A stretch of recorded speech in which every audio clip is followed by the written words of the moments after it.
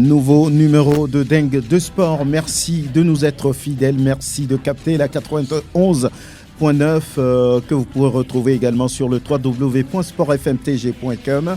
Nous parlons basketball avec les matchs 1 des finales du championnat Lomé Golf Senior, les matchs dans le tableau masculin et féminin. Nous parlons également du nouveau regroupement, du nouveau stage des éperviers locaux. C'est à partir de ce mardi. Nous verrons avec Grégoire Attignon la liste des joueurs convoqués. Nous parlons également du mondial de football féminin qui va bientôt démarrer avec des représentants africains comme le Nigeria, la Zambie, l'Afrique du Sud, championne d'Afrique, et puis les Lions de l'Atlas du Maroc. Merci de nous faire confiance. Nous invitons pour vous aujourd'hui Angelo Folico et Grégoire Attignon, Kélia Kweso-Chéri, Adjogblé qui est là pour parler du tournoi des jeunes de Sergio Sport.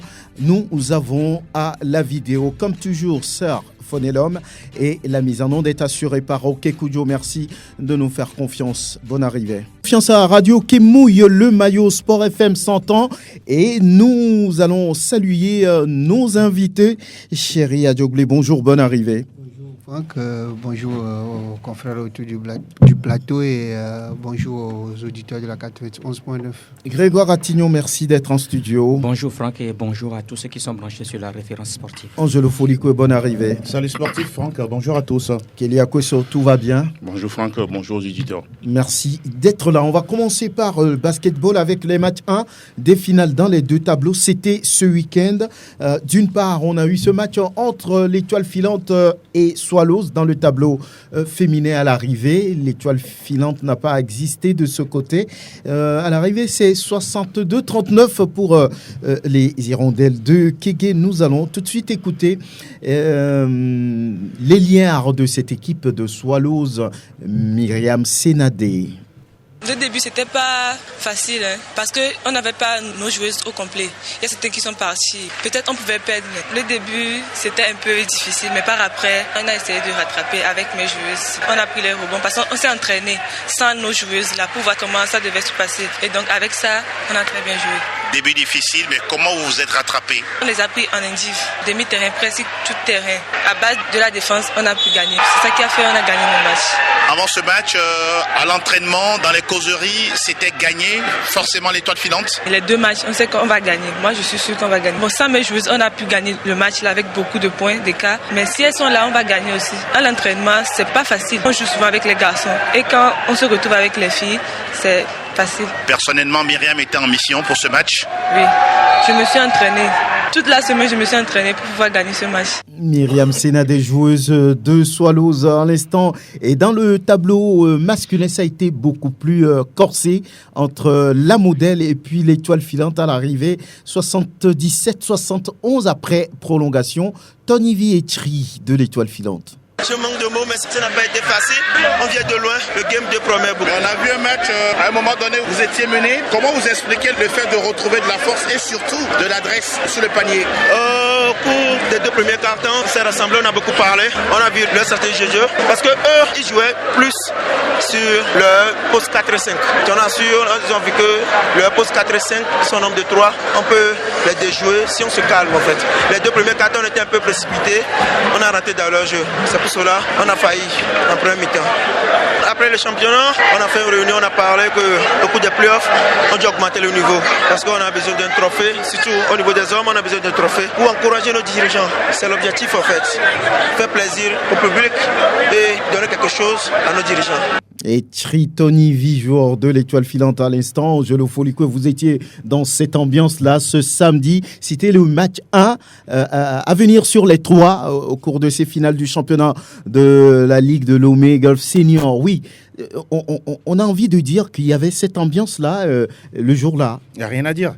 Il n'y a rien à dire. On a retrouvé une forme d'excitation, d'enthousiasme de la part d'un public juvénile, hein, d'une part, et puis il y a les adultes, tous les anciens, on pourra dire, qui se sont retrouvés autour justement de cette compétition, surtout que c'était un match 1 très attendu.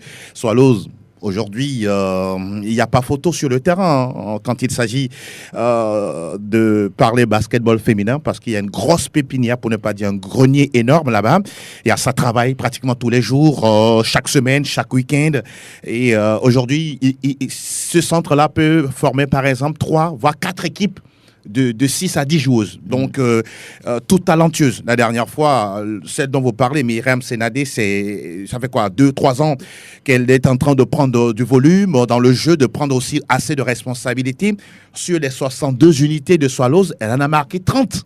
C'est énorme. Énorme. C'est plus qu'un MVP, quoi. Donc, ce qu'elle a fait la dernière fois, c'est vrai qu'en l'entame, c'était un peu tatillon. Ça se comprend parce que la pression était de la part de Swallows, également de la part de l'Étoile Filante. Mais petit à petit, le chrono s'est grainé. On a compris que oui, Swallows était en mission. Vous prenez les 3 joueuses, Myriam Senadé, 30 points, 11 points pour Carole Banaway, et puis Parfaite Bouillot qu'on ne présente plus, qui en tant que capitaine, en tant que doyenne du club ou de l'équipe, 9 points. Voilà, ça a permis à Swallows de survoler naturellement l'Étoile Filante, même si on a des joueuses comme Mariette de Souza. Oui, c'est seulement 9 petits points pour elle. 39 points à l'arrivée pour l'équipe de l'Étoile Filante. Elle promet rebondir au match 2, mais au même moment, quand vous écoutez un peu dans les couloirs de Swallows, elles veulent en terminer rapidement 2 matchs, et puis 2 victoires, et puis le match est plié ou la finale est pliée. On ne parle pas de match 3. Donc, elle ne peut même pas aller jusqu'au match 3. Donc, ça se comprend qu'à ce niveau-là, côté des dames, oui. Pour l'instant, Swallows est en train d'installer une forme d'hégémonie. Et on ne peut pas s'attendre à un retour, par exemple, de l'Étoile Filante ou bien de la Modèle, parce que dans les 2 camps, personne ne veut s'avouer vaincu. Alors, côté dames, je peux dire qu'à 60%, les Swallows va remporter le match 2, à moins d'un miracle. Ça existe également dans une compétition. Maintenant, c'est côté homme que là, l'enjeu est de taille. Parce que là, sur le match 1, à la mi-temps, c'était 31-28 pour la Modèle. Et on se disait, tiens, Jonathan Dobros, avec son collège de partenaires, collaborateurs, devrait trouver la formule qu'il faut pour arriver à bout de cette équipe de l'Étoile Filante, très énergique.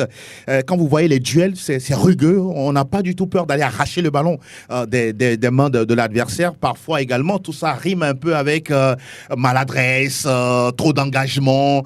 Et puis voilà, la dernière fois, 64 partout à la fin des 4 quarts-temps. Il fallait 5 minutes de prolongation. Et c'est là que la Modèle a tout simplement craqué. L'Étoile Filante est passée par là. À l'arrivée, vous l'avez dit, le score est 77-71. Mais aussi, pour le match 2, Jonathan Dobros, on a tout fait pour lui arracher des mots, même s'il ne voulait plus parler à la presse. Mais il a dit non. Il ne voulait pas se livrer. Il ne veut pas du tout livrer. Voilà, qu'on voulait lever le coin du voile. Il dit qu'au match 2, il va réaliser quelque chose d'assez extraordinaire. Je veux le prendre au mot. Mais l'Étoile Filante également attend la Modèle pour le match 2 le samedi prochain. Très bien. On se donne rendez-vous pour le week-end à venir pour aller suivre ces matchs de finale, les matchs 2 aux États-Unis. Ça fait 7 matchs pour qu'on joue en finale. Ici, ce sera 3. Voilà, ce sera. Vous gagnez 2 matchs et puis vous avez le titre. Angelo Folico, vous invitez les gens pour samedi prochain au vu de tout ce que vous avez eu à voir la dernière fois. Naturellement. C'est vrai que nous, hommes de médias, on a un badge spécial. On ne paye pas. Mais bon, pour le public, l'entrée, c'est 500 francs. Donc voilà. Bon, c'est pas grand-chose. C'est pas grand-chose.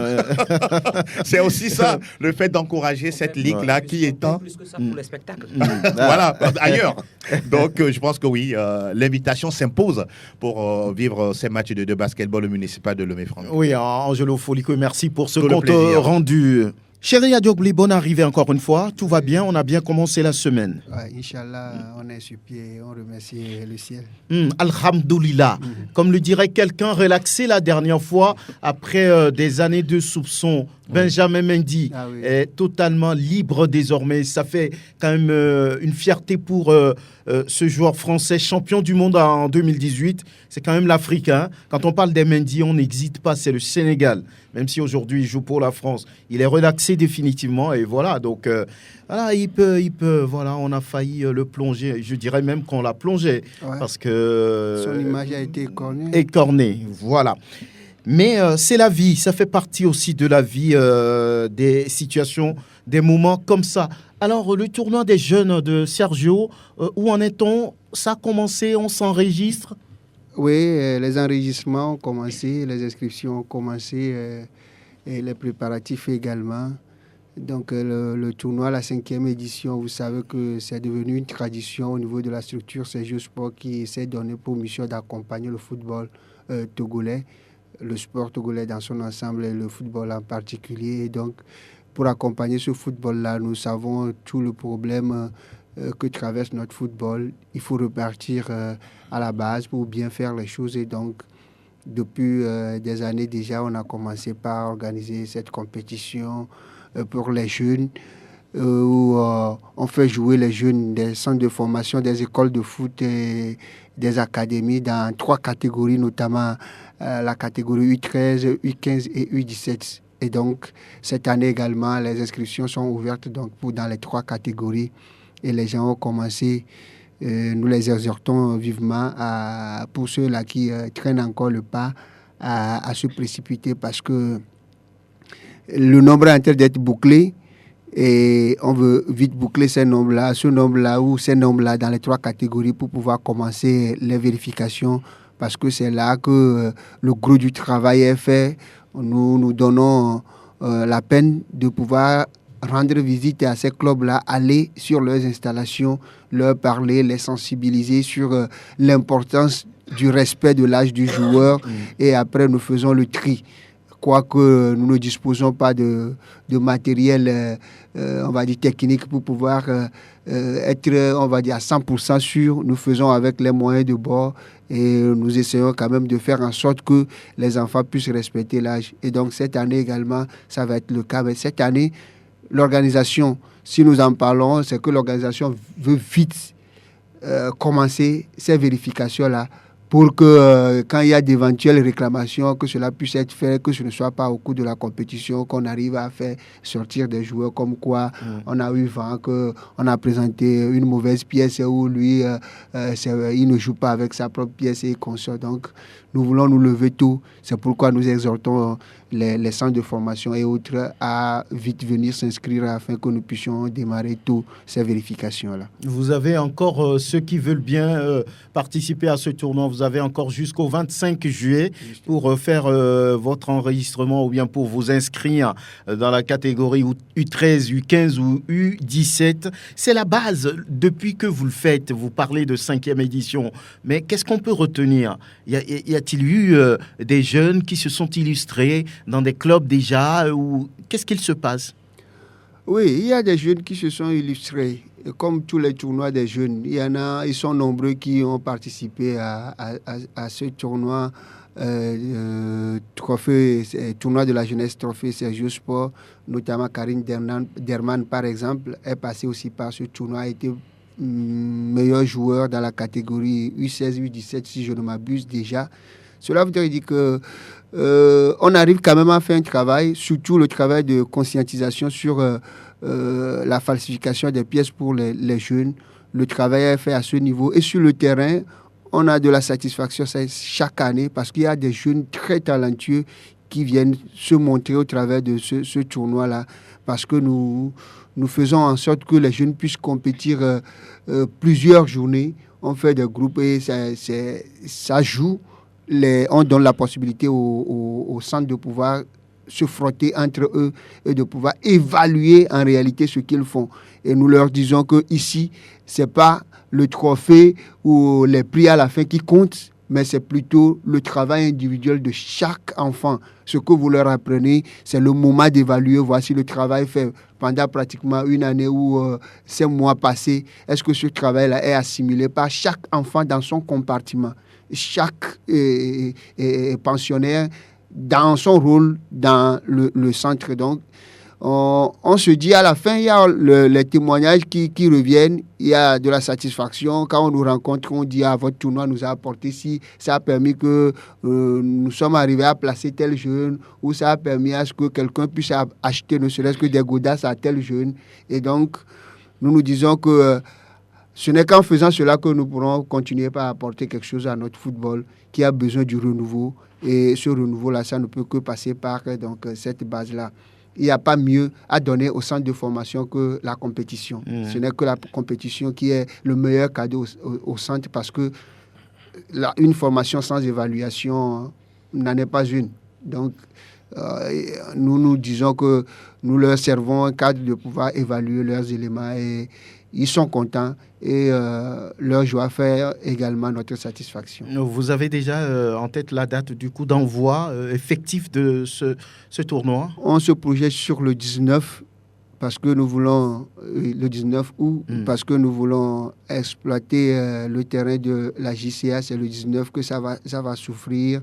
Mais au cas où ça ne s'ouvrait pas, on trouvera d'autres alternatives. Mais la projection, c'est sur le 19 août. Très bien, beaucoup de courage pour ce tournoi de la jeunesse 5e édition. Les enregistrements, les inscriptions prennent fin le 25 juillet à venir. Beaucoup de courage à vous. Autre chose à ajouter peut-être ? Non, juste réinviter encore une fois ces centres-là qui nous appellent, mais qui ne font pas encore les inscriptions, de se précipiter. Parce qu'à la fin, également, il y a des gens qui disent « je vous ai appelé et donc il ne fallait pas faire en sorte que je n'ai pas ma place ». Oui, vous avez appelé, mais il y a des gens qui passent à l'acte. Donc, vous l'avez dit, ils ont jusqu'au 25 pour pouvoir faire donc, cette inscription-là. C'est au niveau de la boutique, c'est juste pour sur le boulevard. Vous y allez et puis le tour est joué. Je dis, vous payez l'inscription et vous avez droit à 2 ballons. C'est intéressant. Si vous voulez le faire par WhatsApp, c'est le 92 47 10 84. Voilà donc le numéro. Les jeunes doivent jouer, hein, c'est la base. U13, U15, U17. C'est intéressant. Voilà, l'acte 2 du championnat national de foot féminin, c'était ce week-end. On attendait des clubs comme Asco Féminine, mais qui a commencé par buter. Voilà, cette fois-ci, le club tenu en échec par Gazelle à l'arrivée à 1 but partout. Le match a été joué sur 2 jours pour cause de pluie. On revient d'abord dans la poule A avec l'entrée en lice du tenant du titre, Amis du Monde qui a souffert, mais finalement a gagné face à Atleta 1-0. Voilà, donc sur un but de Akpo Adinda Moussiretou sur penalty dans les derniers instants d'ailleurs de ce match-là. Oui, le titre souvent, Grégoire, se joue entre Atleta et Amis du Monde. Lorsque vous gagnez ce premier match, ça peut être, on va dire, quelque chose, un paramètre encourageant. Oui, mais aujourd'hui, si on voit un peu le score comparativement à la saison dernière, au match aller, Amis du Monde avait largement battu cette équipe d'Atleta, mais on constate aujourd'hui que ça a été beaucoup plus difficile pour le tenant du titre dans les derniers instants. Un penalty, quelque part, j'ai lu un penalty généreux, finalement, dans les derniers instants accordé donc à Amis du Monde qui a donc réussi ce penalty-là, finalement, 1-0, ce qui veut dire que ça a été beaucoup plus serré entre ces deux formations dans ce match. C'est la phase aller et ce n'est que la deuxième journée. Ça va se jouer jusqu'à la fin donc, de ce championnat parce que c'est le vainqueur, le premier de cette poule qui va affronter le premier donc, de la poule B pour le titre final. C'est comme ça va se jouer. Mais là, je crois que Amis du Monde, oui, a quand même bien commencé son championnat. Même si cette équipe a souffert donc, dans ce match face à Atleta, l'essentiel, c'est de prendre les points aujourd'hui. C'est Amis du Monde qui prend les points, oui, après une journée, après un match disputé, puisque Atleta, ça fait 2 matchs pour Atleta et 1 match pour Amis du Monde. Ça a été quand même difficile pour Amis du Monde de tirer son épingle de jeu. L'essentiel est fait. On verra ce que ça va donner pour la suite. Oui, Kélia Kouesso, c'était important pour eux de gagner en tant que tenant du titre. Nous allons écouter dans quelques instants MTP Didier. Mais lorsqu'on regarde ce groupe A, Tempête Football Club, Biliva FC, Atleta, Amis du Monde, Winner Girl ou USAMU, on se dit que oui, il n'y a pas de comparaison à faire. Amis du Monde peut rapidement survoler les choses, surtout après avoir dominé le club qui souvent lui tient tête. Oui, je pense que la plupart du temps, le championnat se joue entre Amis du Monde et Atleta du côté des filles, justement. Donc, la formation qui s'est mieux préparée également cette saison pour essayer de jouer le trou bouffette au niveau de la poule A, c'est la formation de Tempête qui a amorcé les préparatifs depuis un bon moment déjà. Donc, je pense que la plupart du temps, ça se joue entre Atleta et Amis du Monde. Amis du Monde, c'est son premier match dans la compétition. C'est toujours important de remporter le premier match. Ça permet donc aux joueuses de prendre confiance et de s'installer tranquillement et surtout montrer ses intentions dans la compétition. La fin, c'est souvent entre Atleta et Amis du Monde. Ce n'est que la première phase des 2 rencontres que ces 2 formations vont disputer pour le compte de ce championnat. Donc, je pense que voilà, c'est parti. Les 2 clubs ont chacune désormais 3 points, puisque Atleta a gagné également lors de la première journée de cette compétition. C'est équilibré pour l'instant, mais je pense que ça va se jouer jusqu'à la fin entre ces deux formations. Mais néanmoins, il ne faut pas négliger Tempête qui est en embuscade, qui peut également sortir le grand jeu si cette formation veut justement bousculer la hiérarchie entre Atleta et Amis du Monde. On va écouter Didier Ametepe Omo, qui est l'entraîneur des Amis du Monde. C'est très enlevé, un grand match. On a terminé sur les rotules, sincèrement, c'est pas tellement ça. On a pêché un tout petit peu en première mi-temps, c'est en deuxième mi-temps qu'on s'est ressaisi un tout petit peu et ça a porté le fruit qui est l'unique but. On n'a pas vu de duel sur le terrain, ça n'a pas joué. Bon, en deuxième mi-temps un peu, parce que j'ai vu en première mi-temps, non, c'est en sens unique. Elles avaient pris le match, l'État avait pris le match en première mi-temps. En retour, maintenant, nous aussi, on est allé contre. Mais quand on pense que vous avez un tournoi sous-régional dans quelques semaines, ça craint avec cette forme que vous avez. Absolument, un tout petit peu. Et ça nous permet aussi de régler les choses avant d'aller. Cette équipe-là, où vous allez ratisser là. Bon, il y a des endroits où il faut recoudre. C'est un match après tout. Le verdict, c'est qu'on a gagné 1-0. C'est pas mal. On va continuer par travailler. Je pense que ça va donner beaucoup de choses. Oui, Didier Ametepe Omo, le coach des Amis du Monde, chez Ria Djogblé, oui, ils ont souffert, mais l'essentiel, c'était de marquer des points, surtout lorsqu'on entre en lice et qu'on sait que quelque part, il y a l'État qui va être, on va dire, l'adversaire, on va dire, le plus coriace. Oui, c'est le premier adversaire et quand on le gagne, ça donne plus de la confiance. On se dit que bon, on va dire que... Oui, allez-y. Le tapis sera déroulé pour Atleta, mais Kuli Akeson faisait allusion à cette formation de Tempête qui, ma foi, les années écoulées a passé bon nombre de ces joueuses à d'autres formations. Cette année, on a rappelé toutes ces joueuses-là. Et attention également à cette formation de Tempête. Elle doit avoir de l'ambition maintenant. Oui, elle doit avoir de l'ambition. Dans le temps, c'était la formation pour pouvoir vendre. Mais je pense que petit à petit, les premiers responsables, ce sont des jeunes qui se sont associés, des jeunes entraîneurs qui se sont associés, qui forment cette formation-là. Je pense qu'après des années d'expérience, cette année, ils vont se dire pourquoi pas ne pas aller titiller un peu Atleta et Amis du Monde. Oui, on a gagné Atleta, mais il y a Tempête également. Il va falloir faire avec Tempête, même si je me pose des questions sur la finalité de ce championnat. La finalité, Grégoire, vous voulez ajouter quelque chose? Par rapport à ce championnat, surtout dans cette poule A, il va falloir même que Amis du Monde fasse extrêmement attention. Moi, je me dis, oui. À qui ou à quoi? À toutes les équipes. Toutes les équipes. Oui, c'est vrai que Amis du Monde a gagné Atleta, qu'on nomme comme le rival de cette équipe des Amis du Monde. Mais ce n'est pas aussi une grande équipe d'Atleta cette saison. Atleta aussi a perdu des joueuses, a perdu énormément de joueuses. Et donc, qui sont allés du côté d'Asco, qui sont partis. Ce sont des clubs qui ont failli ne pas jouer même ce championnat. Donc, c'est des joueuses qu'on est en train de préparer un tout petit peu la relève. Mais si aujourd'hui, cette équipe a tenu tête à cette équipe des Amis du Monde, il faut aussi dire que du côté des Amis, ce n'est pas véritablement ça. Parce que moi, j'ai vu cette équipe-là jouer. Ce n'est pas vite. On a perdu également des joueuses qui sont parties donc à l'extérieur. Aujourd'hui, on est en train de faire venir celles-là qu'on est en train de former petit à petit, qui rentrent un tout petit peu dans la danse. Mais ça ne prend pas encore. La dernière fois, c'était Amis du Monde. Mais attention, il y a Atleta qui arrive. Mais il y a également une équipe qu'on oublie un tout petit peu, à EFC d'AEP, qui a également des joueuses qui jouent bien.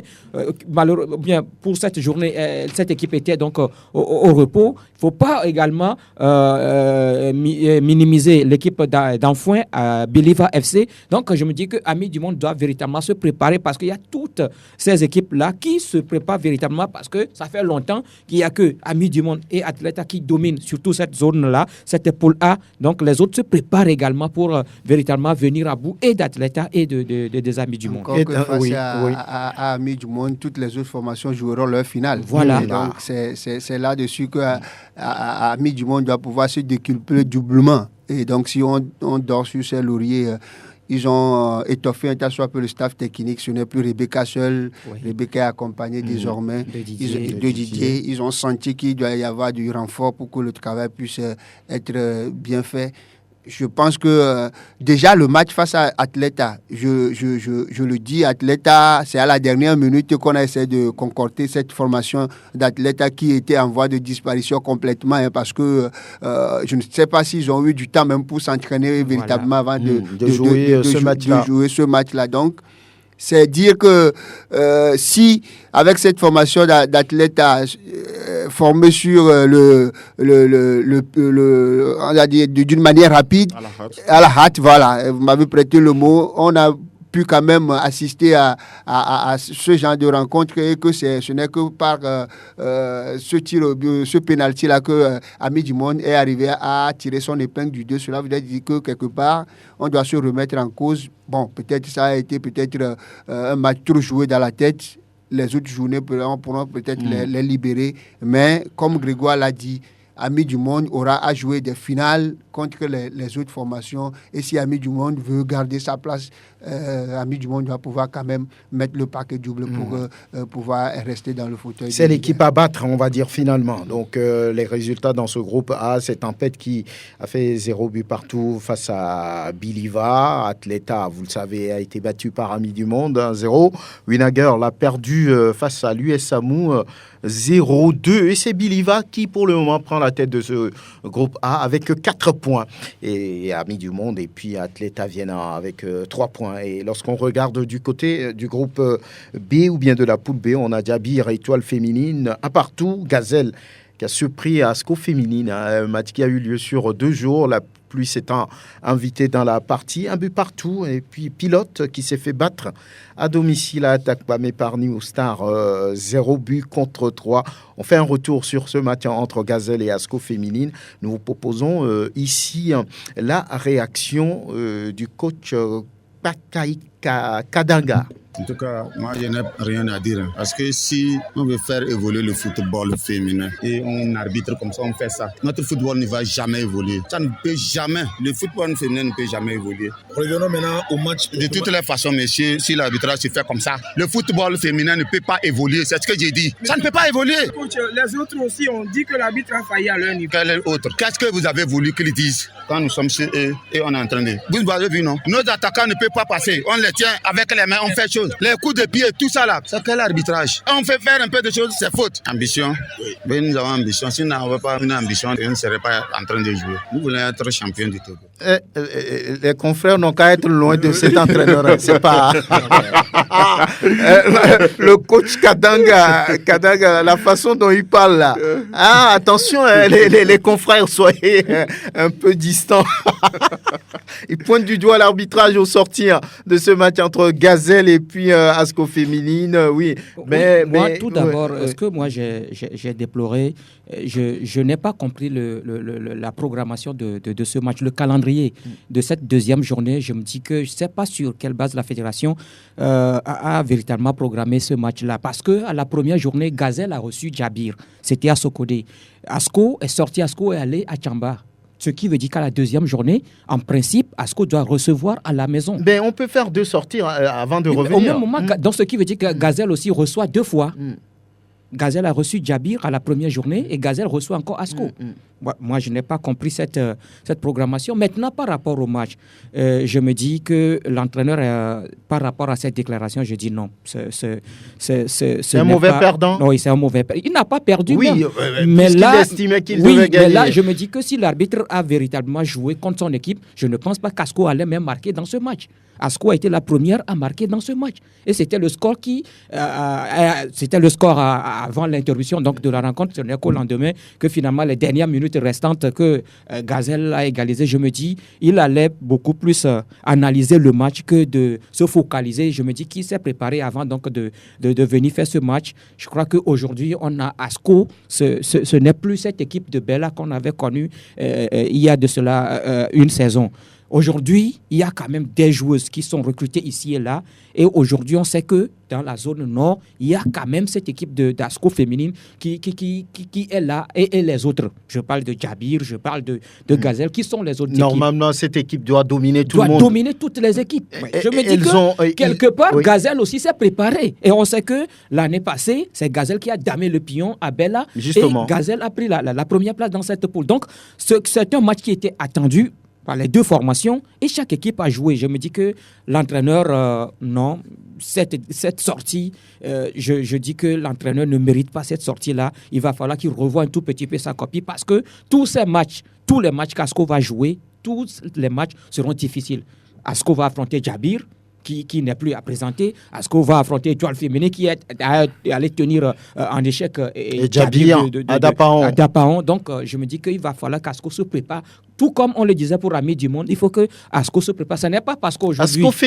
Asco féminine. Ce n'est pas parce qu'aujourd'hui, on a recruté des joueuses ici et là qu'on va se dire qu'on est au-dessus des autres. Attention, les autres se préparent également. Oui, ça veut dire tout simplement que ça ne va pas être du gâteau pour les clubs, qu'on soit Asco féminine, qu'on soit Djabir, qu'on soit Amis du Monde, qu'on soit Atleta. Petit à petit, les clubs prennent du galon.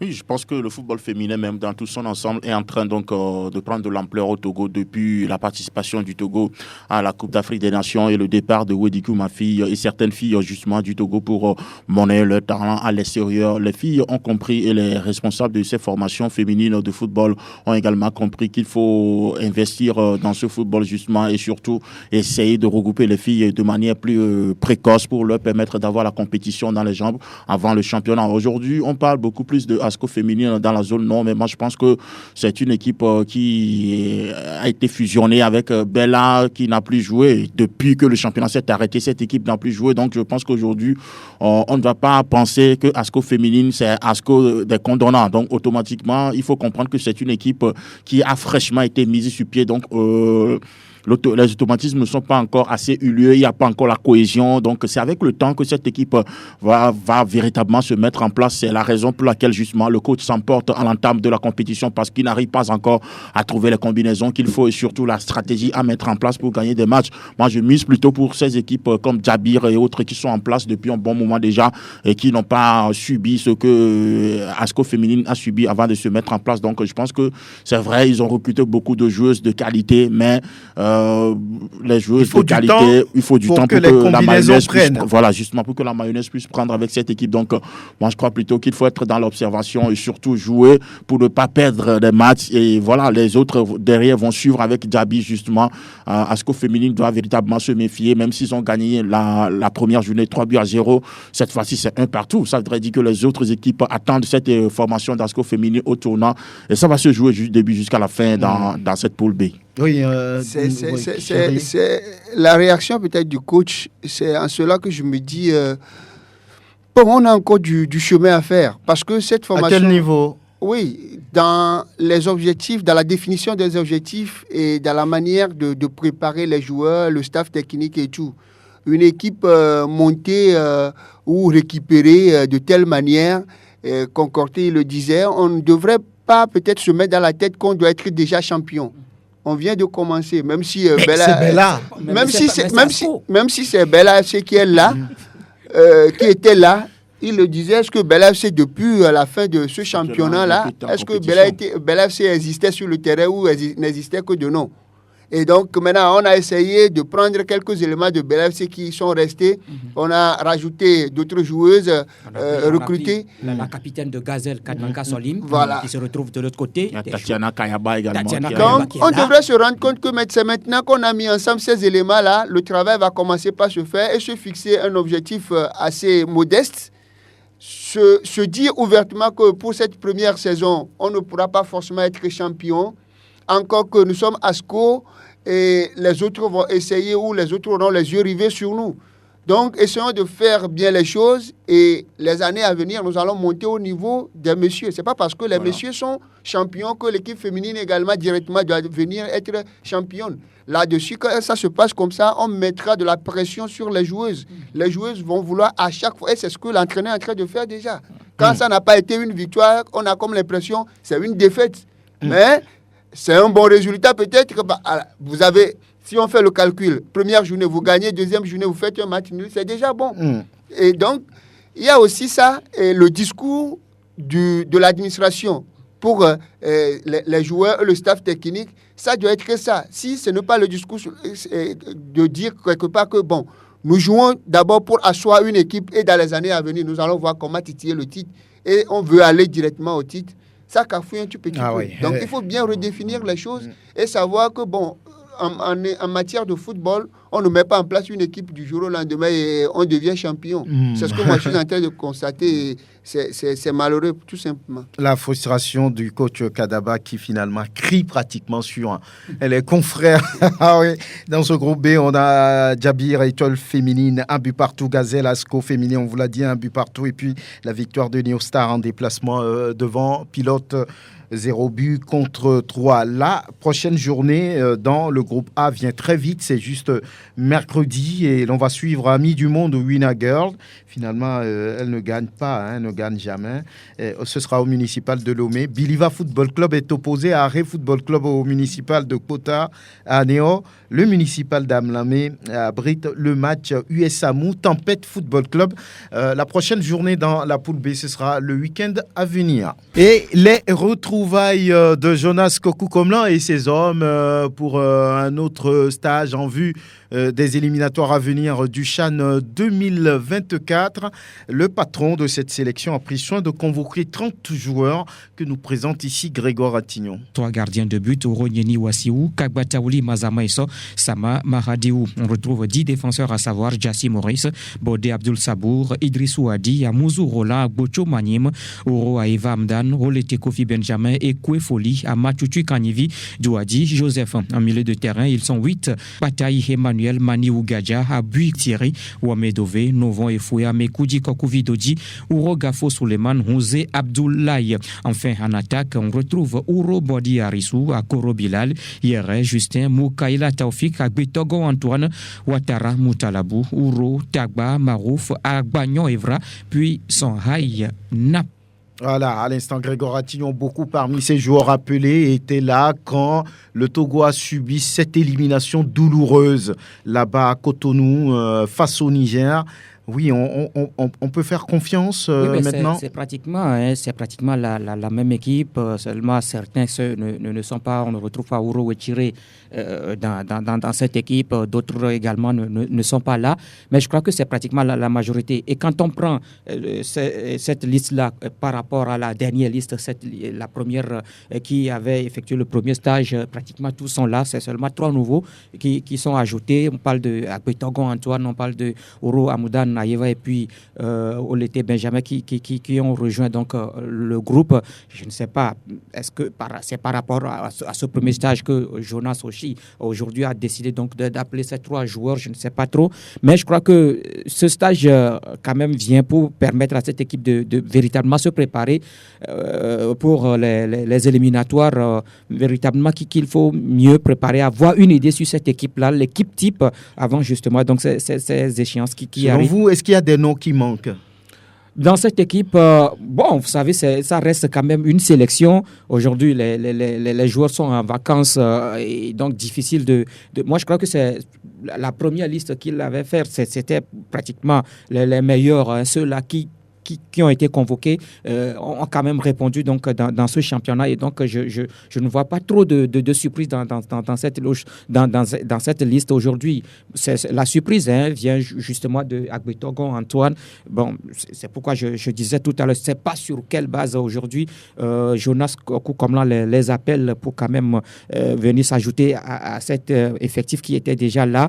On verra ce que ça va donner. Une semaine de travail. Il y a eu déjà une semaine de travail avec 2 matchs amicaux. On verra ce que ce stage-là va donner. Moi, ce que moi je veux, c'est qu'on ait quand même une équipe là qui sera capable de jouer les 4 matchs à venir parce que le Togo aura fait 2 tours, oui. le premier, le deuxième tour, donc 4 matchs à venir à disputer pour se qualifier pour la phase finale. On a eu 2 matchs la dernière fois, on n'a pas su tirer notre épingle de jeu, on n'a pas su saisir notre chance. On a perdu donc face au Niger lors du match retour. Il va falloir, est-ce que le Togo a pris de cette élimination? Je ne sais pas trop. C'est à l'issue donc de ce stage qu'on saura véritablement si le Togo a pris, parce que les 4 matchs, il va falloir d'ailleurs gagner les 2 premiers matchs d'ailleurs, le premier tour, passer le premier tour avant donc de songer à un deuxième tour. On ne connaît pas encore l'adversaire. Mais on verra ce que ça va donner. On verra ce que ça va donner, oui. Les premiers tours viennent très vite, c'est entre le 28 et le 30 juillet. Cette équipe est-elle, à vos yeux, on va dire, confiante? Est-elle, à vos yeux, solide? Les joueurs appelés pour faire l'affaire. Ça fait 2 tours à venir. Solide, d'ailleurs, moi, même si ça ne se dit pas, est-ce qu'il n'y a pas une crise de confiance vu ce qui s'est passé? Vous pensez qu'ils n'ont pas encore digéré cette élimination lamentable? Forcément, puisque même au sein du staff et l'imbroglio entre le staff et certains joueurs, est-ce qu'on a su aplanir les divergences à ce niveau-là également pour que les choses puissent repartir sur de nouvelles bases? Si ça ne se fait pas, l'autre aspect, c'est le staff technique. Est-ce que le staff technique aujourd'hui a la bénédiction de la presse et du public sportif? Bon, si le staff n'a pas la bénédiction de la presse, ce staff a la bénédiction de la fédération. Bon, puisque la fédération était énervée, mais après on ne sait pas trop ce qui s'est passé. Bon, Jonas reste aux commandes. C'était dit, où on a entendu que c'était complètement fait, où ce staff-là devrait être remplacé. On ne sait pas comment les choses se sont faites et finalement, il est resté. Maintenant, si les gens ont su aplanir les divergences, et aujourd'hui, on a tenu un discours qui a remonté le moral, on va dire, aux joueurs, que les joueurs aujourd'hui sont concernés par la chose, puisque quelque part, s'il y a cette crise de confiance-là entre un staff technique et les joueurs, on a beau faire, ça ne passe pas. On a beau multiplier les stages et consorts, ça ne va jamais passer. Et donc, les premiers responsables au niveau de la fédération doivent essayer de voir concrètement si aujourd'hui il y a cette symbiose-là entre ce staff technique-là et les joueurs. Déjà, comme Grégoire est en train de le dire, on fait venir les joueurs et on fait repartir d'autres. On peut, puisque c'est juste un stage, on peut faire venir les 3 autres là pour rajouter à ceux-là qui sont là. Ils peuvent ne pas donner satisfaction sur un premier stage, mais après, il peut y avoir de la progression. Si après un premier stage, on sort déjà certains du lot et on rajoute d'autres. Non, mais ici, c'est que le constat est qu'il n'a sorti personne. Les 27 sont là. Les 27 sont là. Là, bon, peut-être qu'on veut élargir le groupe et on veut ratisser large. Il n'y a pas de souci. L'essentiel, quelque part, Grégoire chutait sur ce point, c'est de pouvoir sortir ce groupe-là, capable de pouvoir aller chercher cette qualification-là pour le Togo. Bon, Jonas, aujourd'hui, il a dit qu'il n'a rien à prouver ici au Togo, mais nous attendons qu'il nous prouve quelque chose, puisque par 2 fois déjà, si je ne m'abuse, il n'a pas su qualifier le Togo pour le CHAN. Une fois. Il n'a pas pu qualifier le Togo pour le CHAN. Donc, nous attendons à ce qu'il nous prouve véritablement. Son premier échec, c'était avec les juniors. Oui, avec les juniors. Donc, nous attendons forcément qu'il nous prouve qu'il a la capacité de pouvoir amener une équipe nationale togolaise à une phase finale d'une compétition. Donc, à lui de savoir comment mener son discours, comment faire son travail pour que cet objectif-là soit atteint. Une non-qualification du Togo pour le prochain CHAN serait un peu aberrant pour notre football. Très bien. Il a du pain sur la planche. Il n'a plus beaucoup de temps, Kelly. On dit le premier tour, c'est entre le 28 et le 30 juillet à venir. Le premier tour retour, c'est entre le 4 et le 6 août. Plus beaucoup de temps et il faut aller vite, même très vite. Oui, je pense que lors de la précédente édition à laquelle on ne s'est pas qualifié, je pense que le Togo avait l'équipe pour pouvoir passer face au Niger, justement. Et puis, le coach du Niger a dit qu'il ira nous battre du côté du Ghana pour pouvoir se qualifier. De Cotonou au Bénin pour pouvoir se qualifier. Et ça a été fait.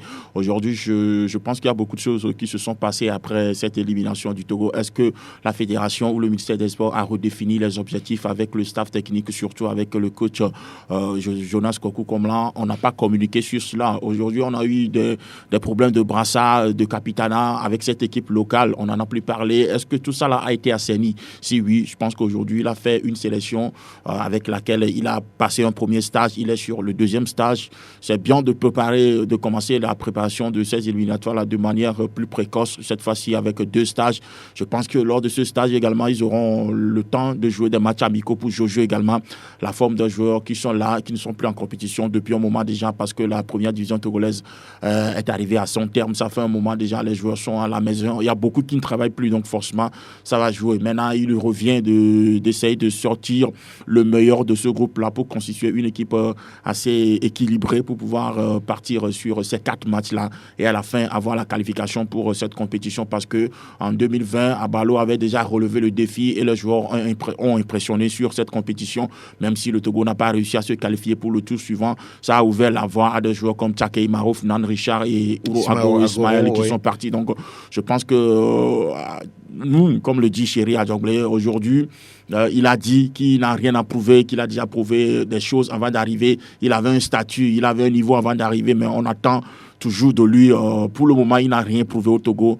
Il est attendu au tournant et par le public sportif togolais et par la presse togolaise. Très bien. Voilà, on espère que ça va réussir pour lui dans les matchs à venir. On va parler un tout petit peu du mondial des dames à venir en Australie et en Nouvelle-Zélande, surtout les représentants africains. On sait que les Banyana sont là, championnes d'Afrique en titre. Une participation, c'était en 2019, donc cette expérience va être la deuxième.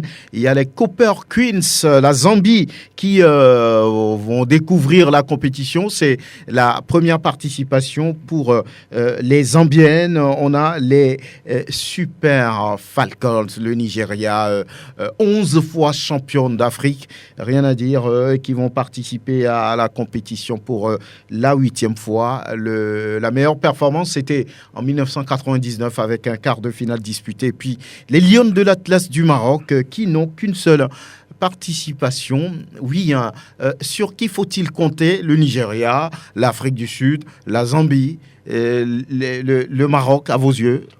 Bon, le Nigeria, on va dire, est un habitué de la compétition et le haut niveau, la régularité compte.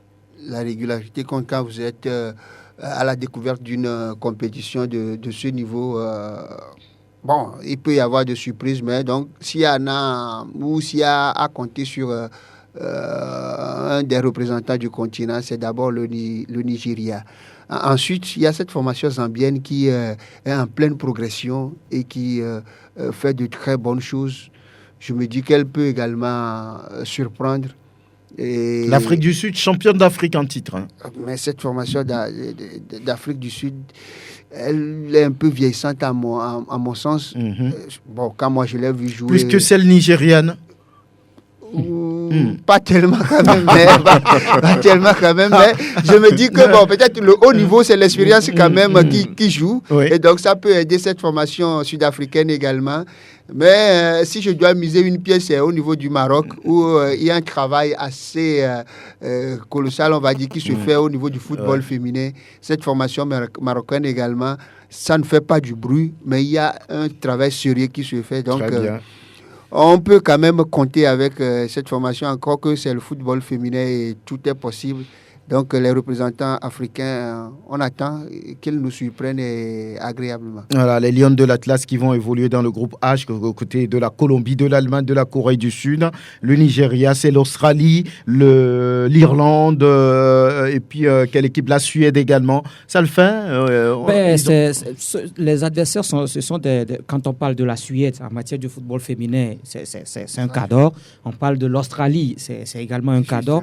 Mais maintenant, le Nigeria, c'est également un cas d'or sur le continent. Mais maintenant, au niveau donc de cette Coupe du Monde, est-ce que cette équipe sera capable de faire quelque chose? On a vu cette équipe nigériane lors de la dernière Coupe d'Afrique des Nations qui a souffert également, véritablement, battue donc par l'Afrique du Sud en demi-finale pour aller finalement prendre la 3e place donc de cette CAN-là. Maintenant, on sait qu'au sein de cette équipe, il y a quand même des joueuses individuellement qui ne sont pas mal, en l'occurrence Assissat Oshoala de FC Barcelone. Et je me dis que le Nigeria peut faire l'affaire si véritablement on est conscient. Maintenant, quant à ce qui concerne l'Afrique du Sud, ça va être un peu compliqué parce que là, L'Afrique du Sud et la Zambie, c'est pratiquement la même chose. Il y a eu des soucis au niveau donc, des filles sud-africaines qui réclamaient également les meilleures conditions donc, avant leur départ pour l'Australie. Et c'est pas si finalement cela a été réglé parce qu'entre-temps, l'équipe a été renvoyée à la maison où on a rapidement essayé de choisir d'autres joueuses pour un match amical. Finalement, est-ce que le problème a été réglé? On ne sait pas trop. La Zambie également, il y a une situation, un problème qui secoue cette sélection depuis la semaine dernière. Est-ce que finalement la sérénité est revenue donc dans la maison? Est-ce que c'est toujours le sélectionneur qui conduit cette équipe pour cette Coupe du Monde? Voilà tout un tas de problèmes au niveau donc, de cette sélection. Donc vous misez plus sur le Nigeria? Je ne mise pas trop sur le Nigeria. Quant à ce qui concerne le Maroc, je me dis que quand vous prenez un peu cette équipe marocaine, elle est très jeune. Elle est très très jeune par rapport à cette Coupe du Monde. Quand vous allez à cette Coupe du Monde, vous rencontrez des joueuses comme Alex Morgan ou encore la capitaine des États-Unis, Rapinoe. Donc, c'est des expérimentés, c'est des joueuses qu'on ne présente plus. Et quand on sait que ce mondial-là, c'est pour, en tout cas, des joueuses expérimentées, je me dis que, attention. L'Afrique va souffrir. Oui, attention quand même à cette équipe marocaine. Très rapidement, Kélia Kosso, les championnes d'Afrique, les Banyana jouent contre l'Argentine, l'Italie, et puis quelle équipe encore? Oui, l'Argentine, l'Italie, qui se retrouvent dans le groupe G. Et ça va être complètement difficile pour elles, ou bien les Super Falcons également attendus avec l'Australie, avec l'Irlande, avec le Canada, les Zambiennes, le Costa Rica, le Japon, l'Espagne. Ouais, moi, je pense que l'expérience de la compétition va profiter justement à cette équipe du Nigeria qui est habituée à ce genre de compétition. Vous l'avez dit, le meilleur résultat, c'est les quarts de finale. Maintenant, l'objectif doit être de faire mieux. Mais est-ce que dans cette poule, cette équipe du Nigeria peut essayer de faire mieux? Je pense que ça doit être le défi à relever, tout simplement avec des joueuses qui sont pratiquement en fin de carrière. Donc, elles vont vouloir forcément partir sur une bonne note. Donc, ça va être le facteur de motivation qui doit pousser le Nigeria à briser les baraques dans cette compétition. Maintenant, l'Afrique du Sud part avec son statut de champion d'Afrique en titre. Je pense que ça va jouer également dans cette poule avec cette équipe de l'Afrique du Sud. Mais comme l'ont dit les confrères au Maroc depuis un bon moment, il y a un travail sérieux qui se fait dans le football, que ce soit dans le tableau féminin ou dans le tableau masculin. Et le résultat, il est là sur le terrain, tout le monde le voit. Donc, je mise beaucoup plus sur le Nigeria et le Maroc qui va essayer de jouer les troupes faites lors de cette compétition parce que justement, comme le dit Grégoire, c'est une jeune équipe qui est très inconnue et qui va peut-être surprendre les adversaires lors de cette épreuve. On verra bien. Le Maroc est vice-champion d'Afrique au niveau des dames. D'ailleurs, merci chérie Adiogli d'être venu. Merci Kélia Kosso, merci Grégoire Attignon, merci Angelo, merci Sœur Fonelom, merci au Kekudio. À très bientôt.